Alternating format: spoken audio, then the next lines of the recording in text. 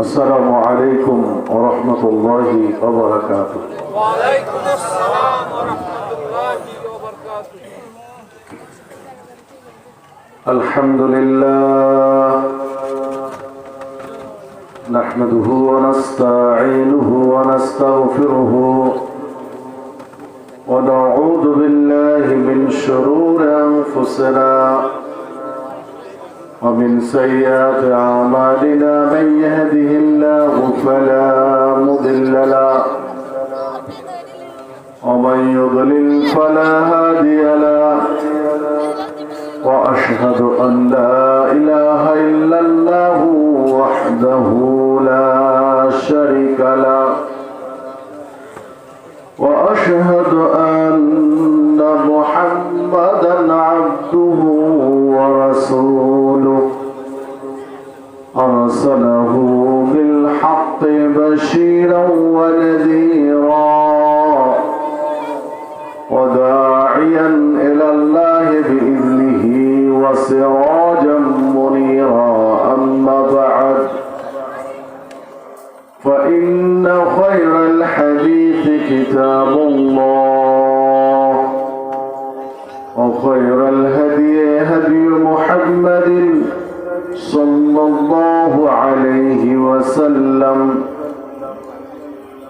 وشر الأمور محدثاتها وكل محدثة بدعة وكل بدعة ضلالة وكل ضلالة في النار. أعوذ بالله من الشيطان الرجيم. بسم الله الرحمن الرحيم. والعصر إن الإنسان لفي خسر إلا الذين آمنوا وعملوا الصالحات وتواصوا بالحق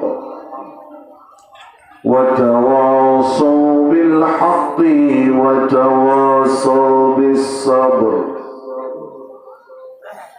وقال الله تعالى في موضع آخر: يا أيها الذين آمنوا اتقوا الله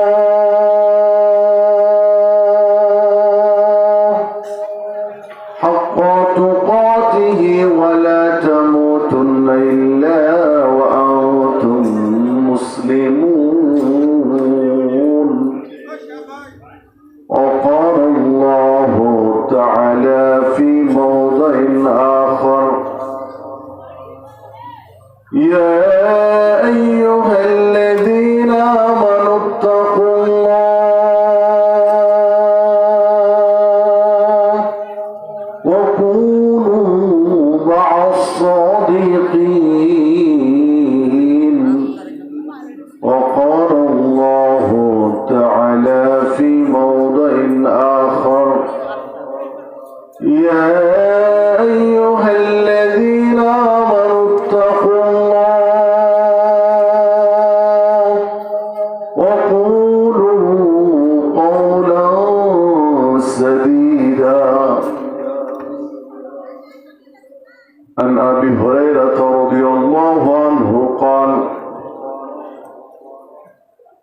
أن أعرابيا أتى النبي صلى الله عليه وسلم فقال: دلني على عمل إذا عملته دخلت الجنة. قال: تعبد الله لا تشرك به شيئا وتقيم الصلاة المكتوبة وتؤدي الزكاة المفروضة وتصوم رمضان. قال: والذي نفسي بيده لأزيد على هذا. فلما ولى قال النبي صلى الله عليه وسلم: من سره أن ينظر إلى رجل من أهل الجنة فلينظر إلى هذا رواه البخاري. وعن أبي ذر رضي الله عنه قال قال رسول الله صلى الله عليه وسلم اتق الله حيثما كنت واتبع السيئة الحسنة تمهوها وخالق الناس بخلق حسن. وقال النبي صلى الله عليه وسلم الدنيا سجن المؤمن وجنة الكافر رواه مسلم.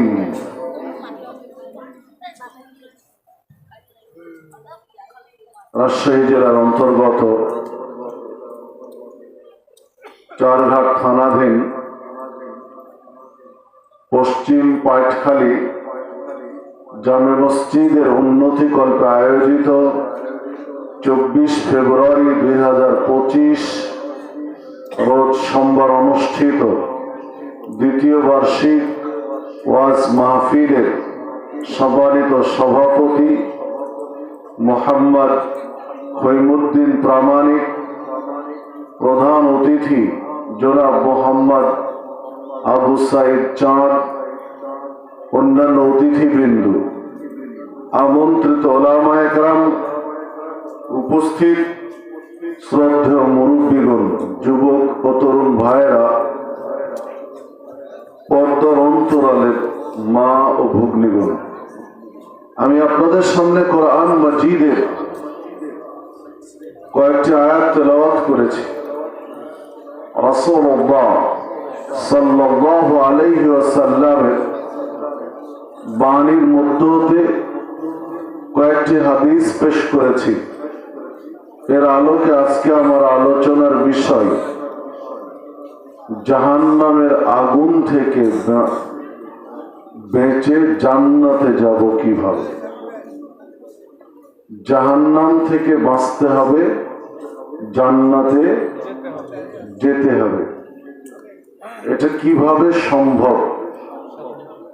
উল্লেখিত বিষয়ের উপরে কুরআন মাজিদ, সহিহ হাদিস, প্রাসঙ্গিক কিছু কথা বলে আলোচনার ইতি টানবো ইনশাআল্লাহ।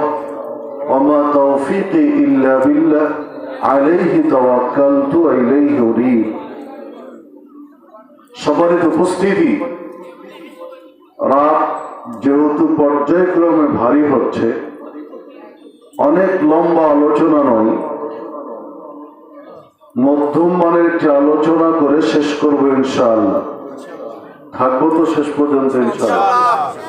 সবাই থাকবো না চলে যাব? আলোচনা শুনছিলেন মাওলানা মোহাম্মদ জনাব আলী, অত্যন্ত রসালো আলোচনা, তাই না?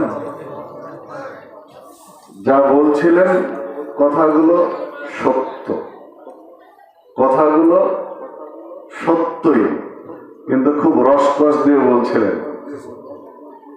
আমার কথাবার্তায় তো রসকস নেই, উঠে যাবেন না তো? সম্মানিত উপস্থিতি, দিনী বৈঠকগুলোর গুরুত্ব অত্যধিক। রাসূল সাল্লাল্লাহু আলাইহি ওয়াসাল্লাম বলছেন, যখন বৈঠক শেষ, আল্লাহর পক্ষ থেকে আহ্বান জানানো হয়, কুমু মাগফুরান লাকুম, তোমরা এবার উঠো, দাঁড়াও, কেননা তোমাদের পাপগুলো ক্ষমা হয়ে গেছে। আর কি চান বলেন তো? আর কিছু লাগবে? কোরআন এবং সুন্নাহর একটা বৈঠকে থাকলাম, আল্লাহর সন্তুষ্টির জন্য বৈঠকে আসলাম, দিনের কথা কিছু শুনলাম, বিনিময়ে আল্লাহ পাপগুলো ক্ষমা করে দিলেন। আর কিছু লাগবে? দ্বিতীয় কথা বলেন, আল্লাহর পক্ষ থেকে ডাক আসে, কিন্তু এটা আসমান থেকে ডাক আসে, আল্লাহর পক্ষ থেকে। ফাকাদ বুদ্দিলাত সাইয়্যাতুকুম হাসানাত, তোমাদের পাপগুলোকে আল্লাহ নেকি দিয়ে বদল করে দিয়েছে।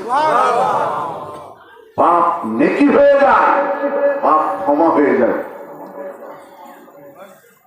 আল্লাহ রাসূল সাল্লাল্লাহু আলাইহি ওয়াসাল্লাম আরেকটি হাদিসে বলেছেন, এটা তাবারানী মুজামুল আওসাতের মধ্যে বর্ণিত হয়েছে, আর সহিহ মুসলিমের মধ্যে একটি হাদিসে রয়েছে। আল্লাহ রাসূল সাল্লাল্লাহু আলাইহি ওয়াসাল্লাম বলেছেন, মান সালাকা তারিকান ইয়ালতামিসু ফিহি ইলমান, যে ব্যক্তি বাড়ি থেকে বের হয়েছে, রাস্তা মারিয়ে এক জায়গায় যাচ্ছে, উদ্দেশ্য হলো দ্বীনের কিছু জ্ঞান, ইসলামের কিছু জ্ঞান জানা, বুঝা, শোনা, এই উদ্দেশ্যে বাড়ি থেকে বের হয়ে রাস্তা মারিয়ে যাচ্ছে, সাহহালাল্লাহু লাহু বিহি তারিকান ইলাল জান্নাহ, ওই ব্যক্তির জন্য আল্লাহ জান্নাতের পথ সহজ করে দেন। আপনি আমি সালাত পড়ি জান্নাত লাভের আশায়, আপনি আমি সিয়াম পালন করি জান্নাত লাভের আশায়, আপনি আমি দান সাদাকা করি জান্নাত লাভের আশায়, আপনি আমি হজ উমরা করি জান্নাত লাভের আশায়, আপনি আমি জিকির আজকার করি জান্নাতের আশায়, তাই না?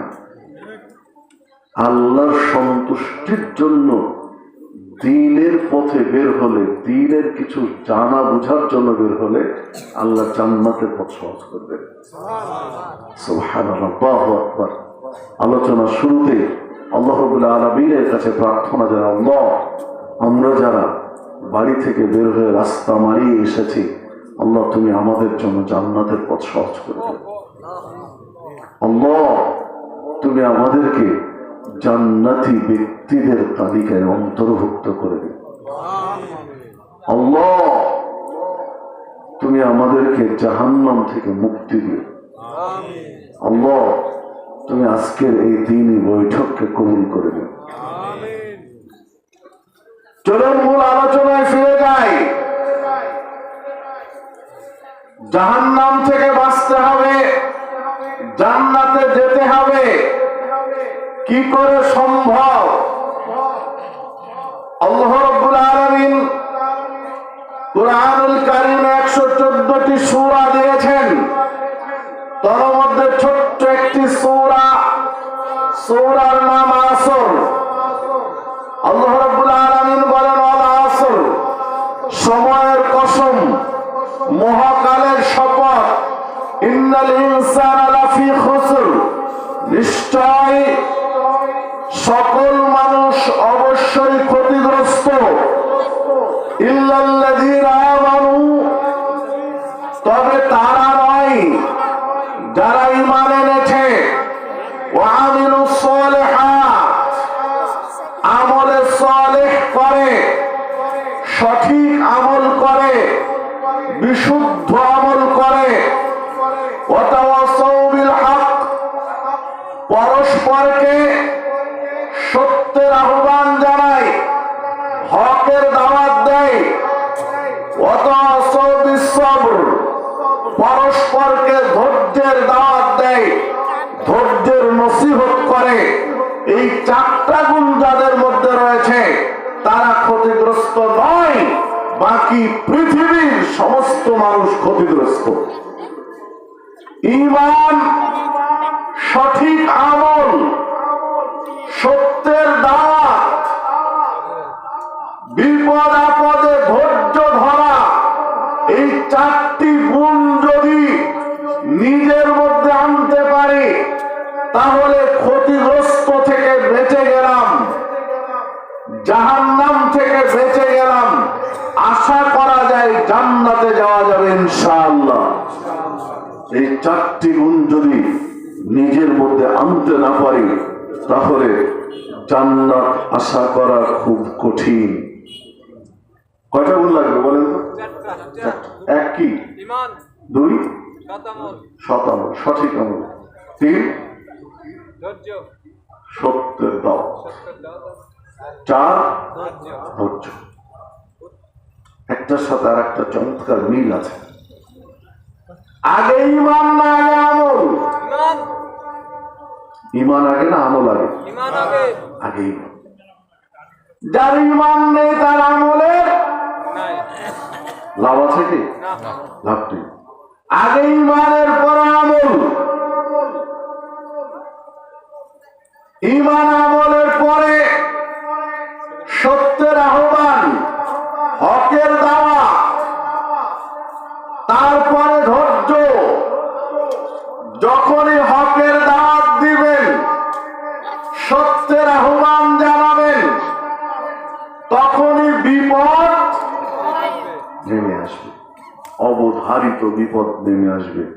তখন এই বিপদ পাড়ি দেওয়ার একমাত্র অস্ত্রের নাম ধৈর্য। ধৈর্য। যার যত বেশি, বিপদ পাড়ি দেওয়া তার জন্য তত সহজ।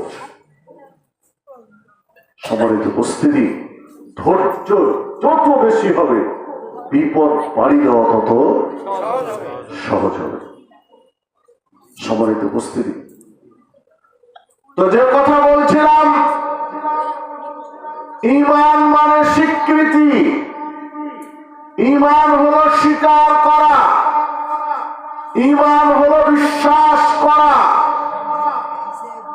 ঈমান আনতে হয় 6টি বিষয়ের উপরে। কয়টি? 6টি।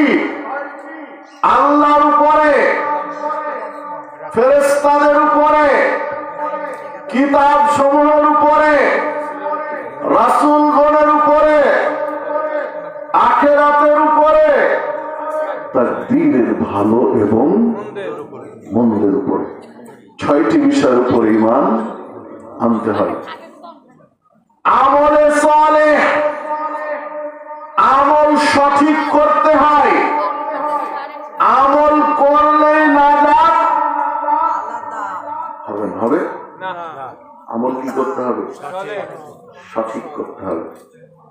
একটা জায়গা কিনবো, দলিল হলেই জায়গা কেনা যাবে?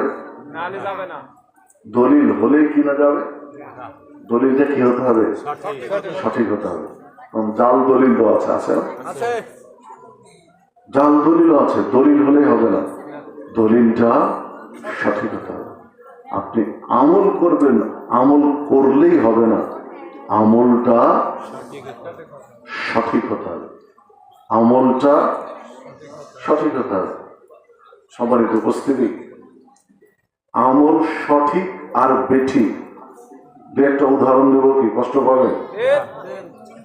উদাহরণ দিলে হয়তো কষ্ট পাবেন, কি না বুঝলে তো বুঝবো না।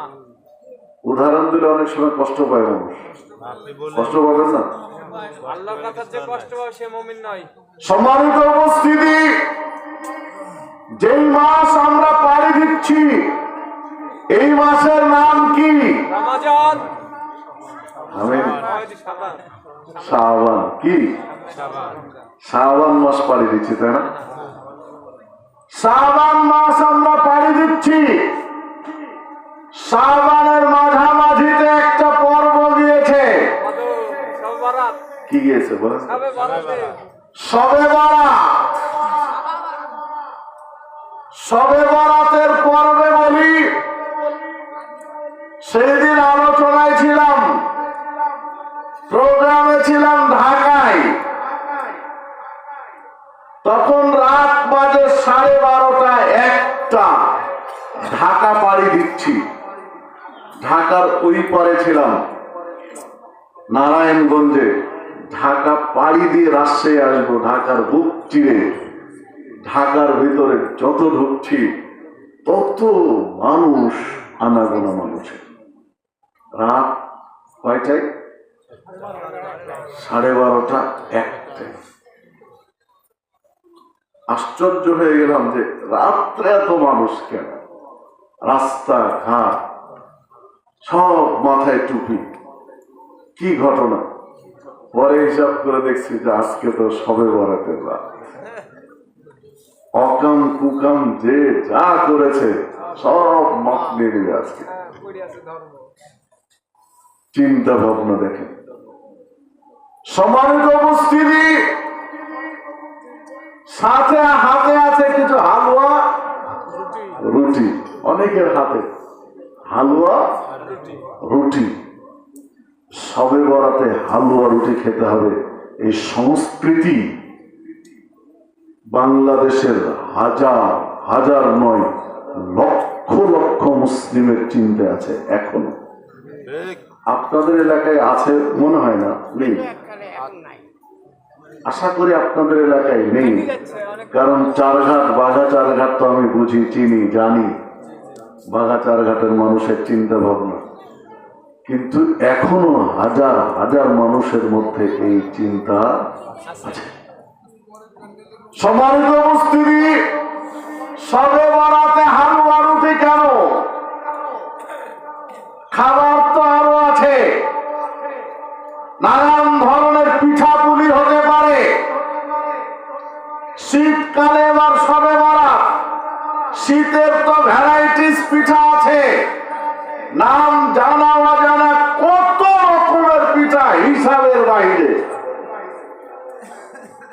পিঠার শেষ নেই শীতে, আনকমন আপডেট নিত্য নতুন পিঠা তো হতে পারতো না, কিন্তু সেই সবে বরাতে একেবারে হালুয়া রুটি প্রাচীন কালের একটা খাবার কেন? তাহলে অবশ্যই ধর্মীয় কোনো কানেকশন আছে, ধর্মীয় কানেকশন আছে। প্রসঙ্গতে বলে রাখি, একটা ব্যতিক্রম মোড়ের নাম আজকে আপনাদের মাহফিলে আসতে গিয়ে শুনলাম। কি বলেন তো? 45-এর মোড়। যখন আমাকে ফোনে বললো তখন আমি 2বার 3বার শুনলাম যে কি মোড়? 45-এর মোড়। মানে মোড় যে 45-এর হয়, তখনই বললাম এর পিছনে কোনো কারণ আছে, ইতিহাস আছে, তাছাড়া 45-এর মোড় হবে না। মানে যখনই ব্যতিক্রম কিছু তখনই জানতে হবে এর পিছনে কোনো কাহিনী আছে। এত প্রাচীন কালের হালুয়া রুটি কেন রাতের সাথে সম্পর্ক? নানা নিত্য নতুন পিঠা হতে পারে, পিঠাপুলি হতে পারে, কিন্তু হালুয়া রুটি কেন আসছে? সম্মানিত উপস্থিতি, ইতিহাস যেটা, সেইটা হলো নবী মুহাম্মদ সাল্লাল্লাহু আলাইহি ওয়াসাল্লামের দাঁত ভেঙে গিয়েছিল, দাঁত শহীদ হয়ে গিয়েছিল উহুদের যুদ্ধে। উহুদের যুদ্ধে দাঁত ভেঙে গিয়েছিল, তিনি শক্ত খাবার খেতে পারছিলেন না, তাই নরম খাবার খেয়েছিলেন, হালুয়া রুটি। নবী মুহাম্মদ সাল্লাল্লাহু আলাইহি ওয়াসাল্লাম উহুদের যুদ্ধে দাঁত হারিয়ে, দাঁত ভেঙে যাওয়ার কারণে, ব্যথার কারণে শক্ত খাবার খেতে না পারায় নরম খাবার খেয়েছিলেন, হালুয়া রুটি। এই জন্য শবে বরাতে খাওয়া হয় হালুয়া রুটি। তাহলে এটা ধর্মীয় কানেকশন, তাই না? হালুয়া রুটি, এই ধর্মীয় কানেকশন যদি আপনাকে পালন করতে হয়, তাহলে এটা হতে হবে সৎ হতে হবে, সঠিক হতে হবে, আমলে সলে হতে হবে। কি হতে হবে? আমলে সলে, সঠিক। তাহলে আমরা একটু আরেকটু ইতিহাসের দিকে যাই। শবে বরাতের হালুয়া রুটি খাচ্ছি কত তারিখে? শাবান মাসের 15 তারিখে। শাবানের 15 তারিখে খাচ্ছি হালুয়া রুটি। আর উহুদের যুদ্ধ হয়েছিল শাওয়ালের 11 তারিখ। শাবানের 15, তারপরে রমাজানের 15, তারপরে শাওয়ালের 11, মানে শবে বরাতের দিনের 1 মাস 26 দিন পরে হয়েছে উহুদের যুদ্ধ। হালুয়া রুটি যদি খেতেই হয়, তাহলে সেইটা খেতে হবে কখন? শাওয়ালের 11 তারিখ, মানে রমাজানের 11 দিন পরে, রমাজানের 15 দিন আগে নয়। আমি বোঝাতে পারলাম কিনা জানি না। হালুয়া রুটি খাওয়া না খাওয়া পরের প্রসঙ্গ। আমি যেটা বলতে চাচ্ছি, যদি খেতেই হয় হালুয়া রুটি, সেইটা হবে রমাজানের 11 দিন পরে। কিন্তু রমাজানের 15 দিন আগে হালুয়া রুটি চলে আসলো, তাহলে বুঝাই যাচ্ছে এটা ইতিহাসের বিকৃতি, এটা আমলে সলে নয়। আমলে সলে হতে হবে। ক্ষতিগ্রস্ত থেকে বাঁচতে হলে, জান্নাতে যেতে হলে আমলে সলে হতে হবে। সম্মানিত উপস্থিতি, মুহররম মাস আসে, 10ই মুহররমের আগ দিয়ে আর একটা ওয়াজ চলে। চাঁপাইনবাবগঞ্জের ইসলামপুরে একটা আলোচনায় ছিলাম। আমার আগে আলোচক আলোচনা করছেন, কথা বলছেন, উড়িয়ে যাই রে জোড়কো ভিতর, ফাতেমা কান দিয়ে কয়, আজ বুঝি কারবালার আগুন লেগেছে মোর কলিজায়। এমন সুন্দর করে কাহিনী বলছেন আর এই সঙ্গীত বলছেন, বহু মানুষকে দেখছি চোখের পানি মুছতেছে, এটা শুনে চোখের পানি মুছতেছে। সম্মানিত উপস্থিতি, তাহলে আবার ইতিহাসে একটু ঢুকতে হবে, ইতিহাসে আবার আপনাকে ঢুকতে হবে। দেখুন, রাসূলুল্লাহ সাল্লাল্লাহু আলাইহি ওয়াসাল্লামের কন্যা ফাতিমা, তার নাতি হলো হুসাইন রাদিয়াল্লাহু আনহু। ফাতিমা রাদিয়াল্লাহু আনহা মারা গেলেন, হুসাইন রাদিয়াল্লাহু আনহু কারবালার প্রান্তরে শহীদ হলেন। দুইজনের মৃত্যুর ব্যবধান হলো প্রায় 48 থেকে 50 বছর। ফাতেমা রাদিয়াল্লাহু আনহা, হুসাইন রাদিয়াল্লাহু আনহুর মা, তিনি মারা গেলেন। আর তার প্রায় 48-50 বছর পরে কে মারা গেছেন? হুসাইন রাদিয়াল্লাহু আনহু, ছেলে মারা গেছেন। মা মারা যাওয়া প্রায় 48-50 বছর পরে ছেলে মারা গেলেন। অথচ সঙ্গীতটা হলো কি, উড়িয়ে যায় রে জোর কবিতর, ফাতিমা কান দিয়ে কয়, আজ বুঝি কারবালার আগুন লেগেছে মোর কলিজায়। মানে তখন ফাতেমা বেঁচে আছেন? ফাতেমা রাদিয়াল্লাহু আনহা বেঁচে আছেন কি? উনি তো আরো 40 বছর আগে মারা গেছেন। তাহলে এই কবিতা কি করে আসে? আর এই কবিতা শুনে মানুষ কাঁদছে, চোখের পানি মুছতেছে, এটা কি করে হয়? সম্মানিত উপস্থিতি, অনুরূপী যদি বলি তাহলে আরো কাছে আসি। আমলে সালেহ দরকার জান্নাতে যেতে হলে, জাহান্নাম থেকে বাঁচতে হলে। পৃথিবীর মানুষ ক্ষতিগ্রস্ত 4 গুণ বিশিষ্ট ব্যতীত, তার একটা হচ্ছে আমলে সালেহ। তাসবিহ দানা দিয়ে তাসবিহ গোনার অভ্যাস বহু মানুষের ছিল, কারো কারো এখনো আছে। কি দিয়ে? তাসবিহ দানা, কি বলেন আপনি? তসবিহ দানা দিয়ে তসবিহ গোনার অভ্যাস অনেকের ছিল, অনেকে ছেড়ে দিয়েছেন। আলহামদুলিল্লাহ, অনেকের মধ্যে এখনো আছে। তসবিহ দানা দিয়ে তসবিহ গণনা করা সুন্নাত নয়, বরং এটি বিদআত। সুন্নাত হলো হাতের আঙ্গুলে তসবিহ গোনা। কিয়ামতের মাঠে প্রত্যেকটা আঙ্গুল আপনার পক্ষে সাক্ষী দিবে, প্রত্যেকটা আঙ্গুল সাক্ষী দিবে আপনার পক্ষে। তাসবিহ দানা দিয়ে তাসবিহ গণনা করলে সাক্ষী দিবে তার কোনো প্রমাণ নেই। বরং সাহাবীদের সামনে কঙ্কর নিয়ে, পাথরের নুড়ি নিয়ে তাসবিহ দানা তসবিহ গণনা করেছে তাবেঈরা, সাহাবীরা ছুঁড়ে ফেলে দিয়েছেন। ইবনে উমরের সামনে পাথরের নুড়ি, ছোট ছোট কঙ্কর দিয়ে একজন তসবিহ গুনলেন, তিনি ছুঁড়ে ফেলে দিলেন যে সাহাবীরা বেঁচে থাকতে তোমরা বেদাত শুরু করে দিলে কেন? হাতের আঙ্গুলে তাসবিহ গণনা করো। সম্মানিত উপস্থিতি, তসবিহ গণনা করা নিঃসন্দেহে একটা ইবাদত। ইবাদত যেটা রাসূল সাল্লাল্লাহু আলাইহি ওয়াসাল্লাম স্পষ্ট করে গেছেন, স্পষ্ট পদ্ধতি দিয়েছেন, সেইখানে নতুন কিছু যোগ করার সুযোগ নেই। সম্মানিত উপস্থিতি, জালসা মাহফিল ইবাদত, ইবাদত নয়? কিন্তু এই যে মাইকে জালসা করা, এটা কি ইবাদত?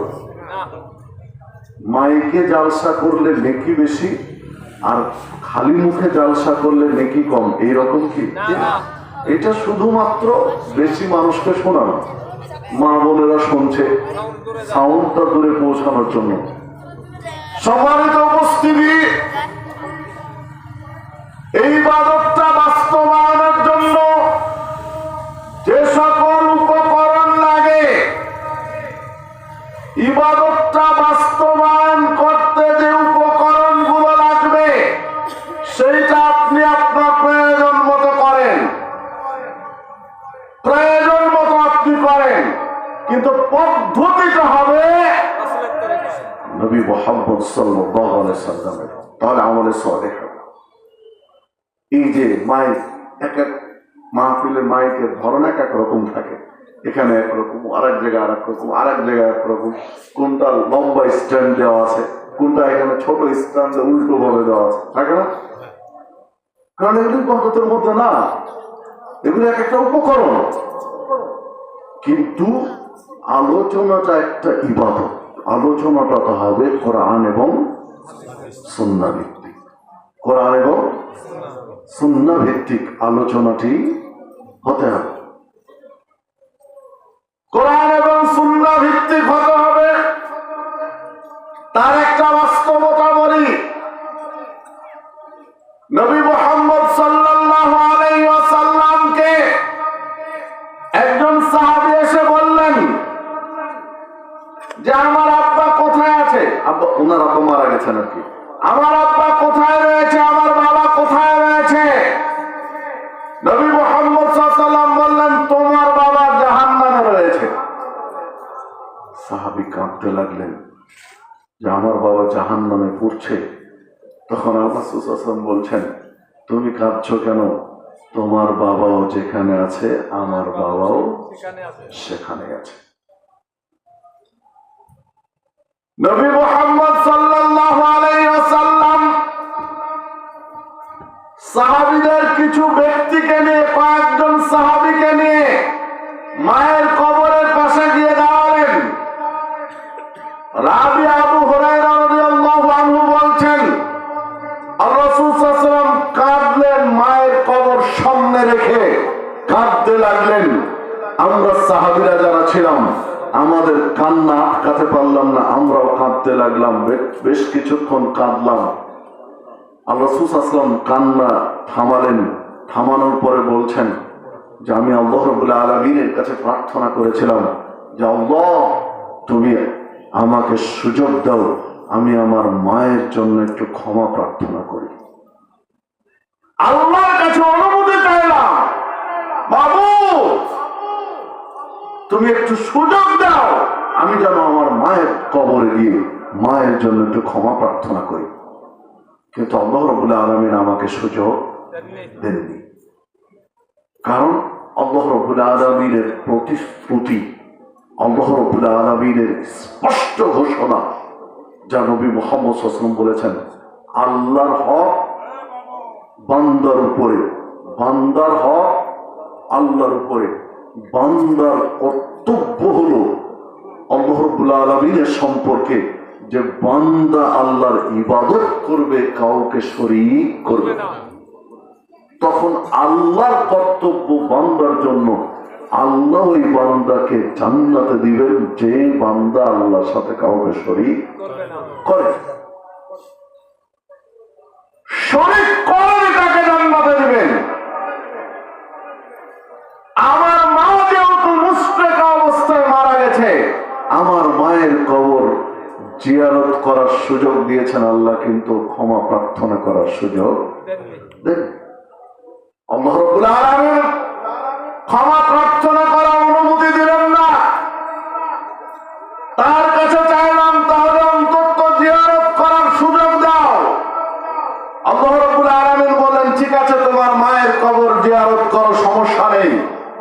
কিন্তু খবরদার ক্ষমা প্রার্থনা করতে পারবে না।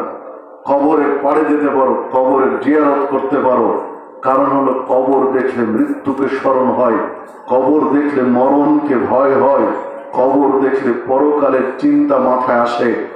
যার অন্তরে পরকালের চিন্তা যত বেশি আসবে, কবরের ভাবনা যত বেশি আসবে, অপরাধ থেকে পাপ থেকে বেঁচে থাকা তার জন্য তত সহজ হবে, তত সহজ হবে। সম্মানিত উপস্থিতি, কবর দেখলেই নয়, কবর নিয়ে যার ভাবনা আসবে, কবর নিয়ে ভাবনা যদি বাড়াতে পারি, পাপ থেকে বেঁচে থাকা সহজ। কিন্তু কবর নিয়ে যদি ভাবনা না থাকে, কবর দেখলে হবে না, পাপ থেকে বাঁচাও যাবে। রাজশাহী জেলার একটা গোরস্থানের কথা বলি। এক জানাজায় শরীক হয়ে মাটি দিতে গেলাম, একজন প্রশ্ন করলেন যে কবর খুঁড়তে খুঁড়তে কবরের ফিনিশিং দেওয়া অবস্থায় কবরের ভিতরে বসে বিড়ি টানছে। বাস্তবতা দেখেন, কবর খনন করতে করতে যারা কবর খুঁড়ছেন, কবর খনন করে শেষে একটা ফিনিশিং দেয় না, একটা ফিনিশিং করে। কবর খনন করা হয়ে গেছে, ফিনিশিং দেওয়ার সময় ওই মাটির নিচে 3.5 হাত নিচে কবরে বসে থেকে বিড়ি টানছে। তাহলে কবরের কোন চেতনা ভাবনা ওর মধ্যে আছে বলেন দেখি? একটু চিন্তা যদি মাথায় থাকতো, কবর কি জিনিস, কবর কি জিনিস যদি বুঝতো, তাহলে বিড়ি খাওয়ার চিন্তা মাথা থেকে কোথায় চলে যেত তা কল্পনার বাহিরে। নবী মুহাম্মদ সাল্লাল্লাহু আলাইহি সাল্লাম বলছেন, আমি যা জানি যদি তোমরা জানতে, আমি যা শুনি যদি তোমরা শুনতে। দেখো, তোমরা হাসতে পারতে না, হাসি থাকতো না তোমাদের মুখে, সামান্য হাসতে কাঁদতে বেশি। এমনকি আনন্দ পাওয়ার জন্য, একটু বিনোদনের জন্য রাত্রে স্ত্রীর কাছে বিছানায় যেতে না। কি হবে আনন্দ, কি হবে এই বিনোদন? কবরের ভয়ে, পরকালের ভয়ে কাঁদতে কাঁদতে বাড়ি থেকে বের হয়ে যেতে, লোকালয় থেকে দূরে চলে যেতে, যেখানে কেউ নেই, কেউ ডিস্টার্ব করবে না তোমাকে কান্নাতে, এই রকমের জঙ্গলে গিয়ে জনমানব শূন্য একটা জায়গায় গিয়ে শুধু কাঁদতে আর কাঁদতে। কবর হলো এই জিনিস। সম্মানিত উপস্থিতি, ইবনে মাজার মধ্যে হাদিস রয়েছে, সহিহ মুসলিমের মধ্যে রয়েছে, রাসূলুল্লাহ সাল্লাল্লাহু আলাইহি ওয়াসাল্লাম বলেছেন, কবরে শাস্তি হওয়ার সময় ওই ব্যক্তি যে আত্মচিৎকার দেয়, যখন তার উপরে হাতুড়ি পড়ে, তার সর্বশক্তি দিয়ে চিৎকার দেয়, এই চিৎকার পূর্ব দিগন্ত থেকে পশ্চিম দিগন্ত পর্যন্ত সারা পৃথিবীর প্রাণীগুলো শুনতে পায়, ইল্লা সাকালাইন, মানুষ এবং জিন ব্যতীত। মানুষ এবং জিনকে যেহেতু আল্লাহ পরীক্ষা করবেন, হিসাব যেহেতু নেবেন, মানুষ এবং জিনের এই দুই প্রাণীকে শুনতে দেননি, বাকি পৃথিবীর সমস্ত প্রাণী শুনতে পায়। আল্লাহ রাব্বুল আলামিন এই ব্যবস্থা করেছেন। নবী মুহাম্মদ সাল্লাল্লাহু আলাইহি ওয়াসাল্লাম বলছেন, আমি ইচ্ছা করেছিলাম যে আল্লাহর কাছে প্রার্থনা করব যেন মানুষও শুনতে পাই, আমার উম্মত যেন কবরের শাস্তির চিৎকার শুনতে পায়, কারণ এটা শুনতে পেলে তোমরা পাপ করা ছেড়ে দিতে। কিন্তু আমার এই আশঙ্কা হলো যে তোমরা এটা যদি শুনতে পাও, সহ্য করতে পারবে না, সহ্য করতে পারবে না, কবর দেওয়া ছেড়ে দিবে। মারা গেলে কবর দেওয়া বাদ দিবে। কিসের কবর দেওয়া? কবর দিলে যে চিৎকার আসে সহ্য করা যায় না, লাশ উপরে পড়ে থাক, লাশ পচে যাক উপরে, কবর দিব না, কবর দিলে আর সহ্য করা যায় না। কবর দেওয়া ছেড়ে দিবে, এই ভয় যদি আমার ভিতরে না থাকতো তাহলে আমি আল্লাহর কাছে প্রার্থনা করতাম যে আল্লাহ আমার উম্মতকে চিৎকার শোনার সুযোগ দাও। সম্মানিত উপস্থিতি, কবর কি জিনিস আপনি বুঝেননি। কবর খনন করে 3.5 হাত মাটির নিচে গিয়ে বিড়ি টানছেন, কবর করছেন। এইরকম বিড়ি খোরদের কবর খোঁড়া উচিত নয়। এসব বিড়ি খোরদের কবর খোঁড়ার দায়িত্ব দেওয়া উচিত নয়। যারা সামাজিক গোরস্থানের দায়িত্বশীল রয়েছেন, সামাজিক গোরস্থান যারা পরিচালনা কমিটি রয়েছেন, তাদের দৃষ্টি আকর্ষণ করব, এসব বিড়িখোরদের কবর খনন করার দায়িত্ব বাদ দেবে। এখন কার কাছে কিসের আবেদন করবেন? সর্ষের গাছেই যদি ভূত থাকে, সর্ষের গাছ দিয়ে ভূত ঝাড়বেন? বড় লোক হলে কবর করবে না, লোক কবর খনন করছে বিড়িখোর। সামাজিক ব্যবস্থানের দায়িত্বশীল যদি হয় গাঁজাখোর, তাহলে দুই হারামখোরের চমৎকার মিল আছে, কে কাকে সামলাবে? অবস্থায় দাঁড়িয়েছে না। একটা সামাজিক ব্যবস্থানের 3-4 সদস্য যদি বিড়িখোর, সিগারেটখোর, গাঁজাখোর হয়, তাহলে কবর করবে ও কি ফেরেশতা হবে? সব ওই লেভেলে চলে গেছে। ভাই ফিরে আসতে হবে।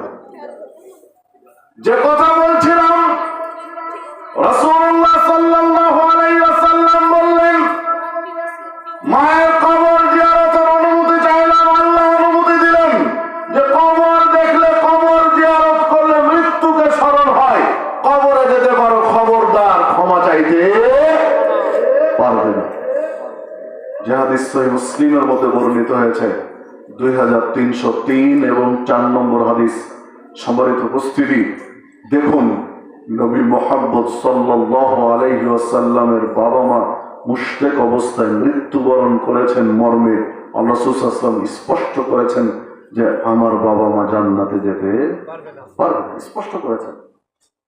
অথচ এখন আলোচনা চলছে কি, নবীর বাবা মা, আল্লাহ রাসূল সাল্লাল্লাহু আলাইহি ওয়াসাল্লামের বাবা মা জান্নাতে যাবে না, জাহান্নামে যাবে। এটা কি করে হয়? এখন মনে হয় জান্নাতে যাওয়ার দায়িত্ব বক্তাকে দিয়ে দেওয়া হয়েছে। জান্নাতে যাবেন হয় কি করে? ওয়াজ চেঞ্জ হয়ে গেল, ওয়াজের ধরন চেঞ্জ হয়ে গেল।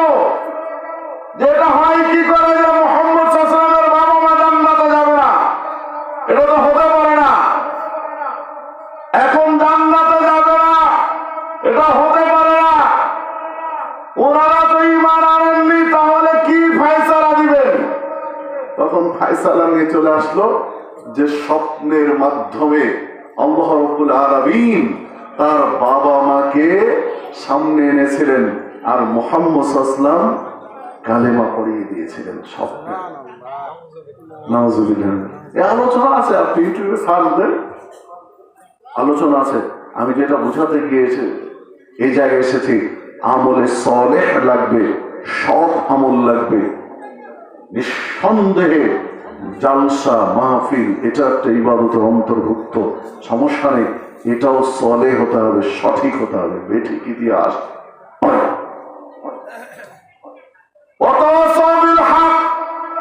পরস্পরকে সত্যের দাওয়াত, সত্যের দাওয়াতের তো কিছু নমুনা চলে এসেছে। সত্যের দিকে আহ্বান জানাতে হবে,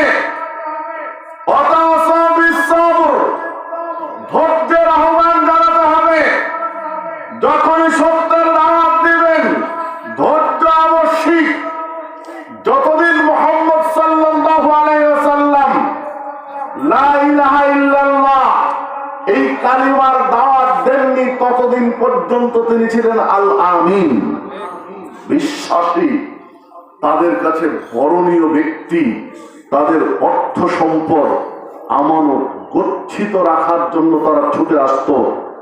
যেদিনই তিনি দাওয়াত দিলেন, কুলু লা ইলাহা ইল্লাল্লাহ তুফলিহুন, তোমরা বলো লা ইলাহা ইল্লাল্লাহ, তোমরা সফলকাম হবে। সেই দিনই আবু জাহাল বলে উঠল, ওই হাক ইয়া মুহাম্মদ সাল্লাল্লাহু আলাইহি ওয়াসাল্লাম, মুহাম্মদ তোমার ধ্বংস, তুমি এই জন্য ডেকেছ? দুদিন আগে যাকে আল আমিন বলেছে তারা এখন কিছু কামনা করছে ধ্বংস। কেন? সত্যের দাওয়াত শুরু হয়ে গেছে, হকের দাওয়াত শুরু হয়ে গেছে। এখন মুহাম্মদ সাল্লাল্লাহু আলাইহি ওয়াসাল্লাম পাড়ি দিলেন কিভাবে? ধৈর্য ধরে, সবুর করে, সবরের মাধ্যমে, ধৈর্যের মাধ্যমে তিনি এই বিপদ পাড়ি দিয়েছেন। আল্লাহ রাব্বুল আলামিন কোরআন মাজিদে ওটাই তুলে ধরলেন যে হকের দাওয়াত দিবে, ধৈর্য ধারণ করবে, ধৈর্যের নসিহত করবে। এইটা যদি করতে পারো তাহলে ক্ষতিগ্রস্ত থেকে বেঁচে গেলে, নতুবা তোমরা ক্ষতিগ্রস্ত, নতুবা তোমরা বিপদগ্রস্ত।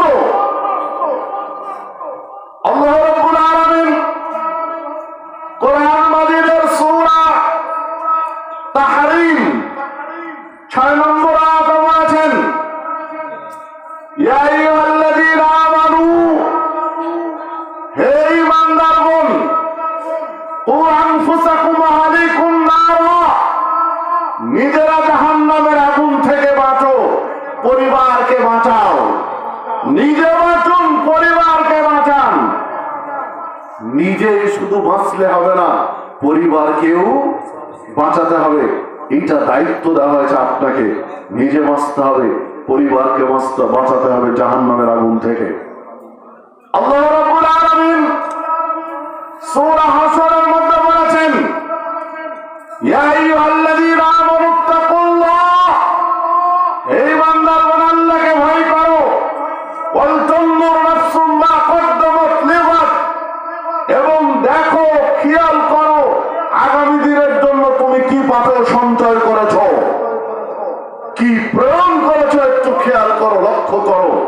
সম্মানিত দিনী ভাতৃমণ্ডলী, আপনাকে আমাকে ভাবতে বলেছেন আল্লাহ রাব্বুল আলামিন যে আগামী দিনের জন্য তোমার পথেও কি সঞ্চয় হয়েছে দেখো। যদি আপনার আমার মৃত্যু আজকে হয়ে যায় তাহলে নাজাত পাবো কিনা একটু ভাবতে হবে আপনাকে আমাকে। হতেই পারে আজকের রাত্রি আপনার আমার জীবনের শেষ রাত, হতে পারে না? হতেই পারে।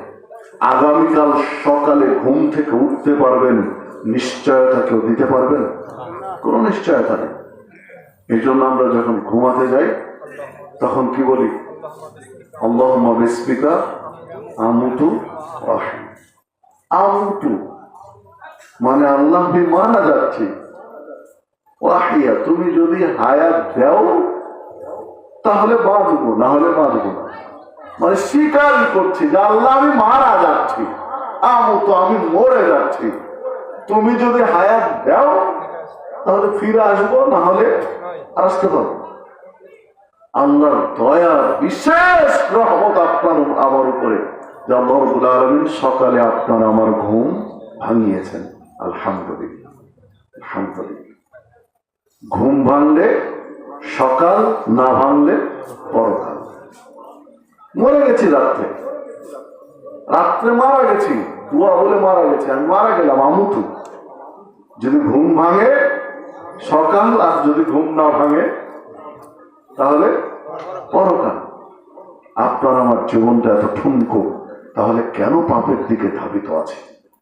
আপনি আমি কেন পাপের মধ্যে জড়িয়ে আছি? আপনার আমার পাপ হয় না? হয় না? হয় না? নানান ধরনের পাপে জড়িয়ে রয়েছে। কেউ বিড়ি খাচ্ছি, কেউ সিগারেট খাচ্ছি, কেউ জর্দাগুল খাচ্ছি, কেউ বিভিন্ন ধরনের মাদকতা সেবন করছি, গাঁজা খাচ্ছি, কেউ সুদ খাচ্ছি, কেউ ঘুষ খাচ্ছি, কেউ জেনা বিচারের সাথে জড়িত, কেউ পরকীয়ার সাথে জড়িত, কেউ পর্নোগ্রাফি আসক্ত, নীল ছবি, ব্লু ফিল্ম দেখায় ব্যস্ত। পুরুষ মানুষ টাকনুর নিচে কাপড় পরছি, ক্লিন সেভ করছি, দাড়ি চেটে ফেলে দিতে সামান্যতম দ্বিধাবোধ করছি না। রাসূলের সুন্নাতকে একেবারে চেটে ফেলে দিতে সামান্যতম অন্তর কাঁপে না। মেয়ে মানুষ হয়ে পর্দা করি না, পর্দা করার প্রয়োজন মনে করি না। যাদের মধ্যে একটু ভাবাবেগ রয়েছে, পর্দা করছি, তাদের বোরকার এত ডিজাইন, বোরকার এত ফ্যাশন যে বারবার একটা যুবক তার বোরকার দিকে তাকায় ফেল ফেল করে। এত ডিজাইনের বোরকা পরবেন তো পর্দা কিসের? হিজাব, পর্দাকে কোরআনে বলা হয়েছে হিজাব। ইদা সাআলতুমুহুন্না মাতাআন ফাসআলুহুন্না মিন ওয়ারাই হিজাব। নারীর কাছে যদি কিছু চাওয়া লাগে, জরুরি কোন প্রয়োজনীয় কথা যদি নারীকে বলতে হয়, ফাসআলুহুন্না, তার কাছে চাইতে পারো মিন ওয়ারাই হিজাব, পর্দার আড়াল থেকে। সরাসরি একটা নারীর দৃষ্টিতে, একটা নারীর চেহারায় দৃষ্টি রেখে, চোখ রেখে তাকে দেখে কিছু চাইবেন, কথা বলবেন, এটা নয়, পর্দার আড়াল থেকে। হিজাব মানে কি? পর্দা।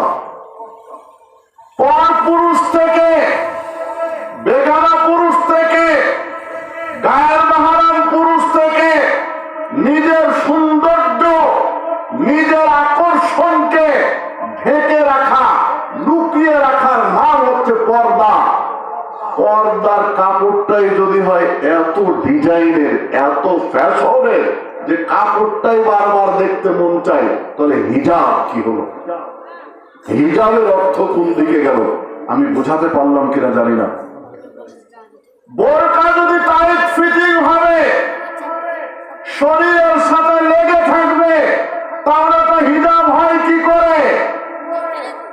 শরীরের অঙ্গ প্রত্যঙ্গ আঁচ করা যায়, শরীরের উপর অংশ নিচের অংশ আলাদা করা যায়, বোঝা যায়। কমর চিকন, বোরকার কমরটা এতটাই চিকন যে এটা উপরের অংশ, এটা নিচের অংশ, এটা যদি বোঝাই যায়, আঁচ করা যায়, তাহলে এটা বোরকা কিসের, এটা হিজাব কিসের?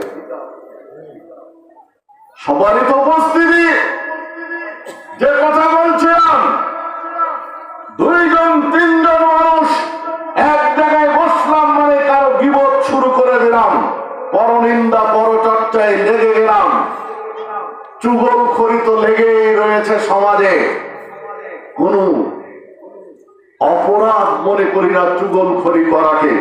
একজনের কথা আর একজনকে লাগাচ্ছি, আর একজনের কথা আর একজন লাগিয়ে সমাজে অস্থিতিশীল পরিবেশ সৃষ্টি করে রেখেছি।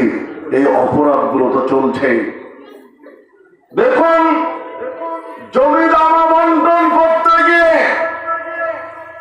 অধিকাংশ ভাই বোনকে ঠকিয়ে দিচ্ছি।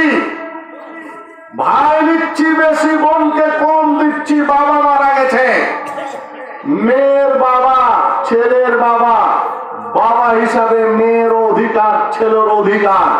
আল্লাহ কম বেশি করে দিয়েছেন, মেয়ে পাবে অর্ধেক, ছেলে পাবে ডবল। আপনি ডবল নেন, সমস্যা নেই, কিন্তু অর্ধেক দিতে আপনার কেন এত কৃপণতা, কেন এত মায়া লাগে? ঠিক আছে, ছেলে দিলেন ডবল, মেয়েকে দিলেন অর্ধেক, ভাই নিলেন ডবল, বোনকে দিলেন অর্ধেক।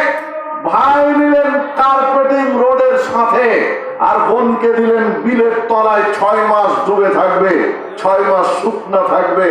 তাহলে আপনি অপরাধ থেকে বাঁচলেন কোথায়?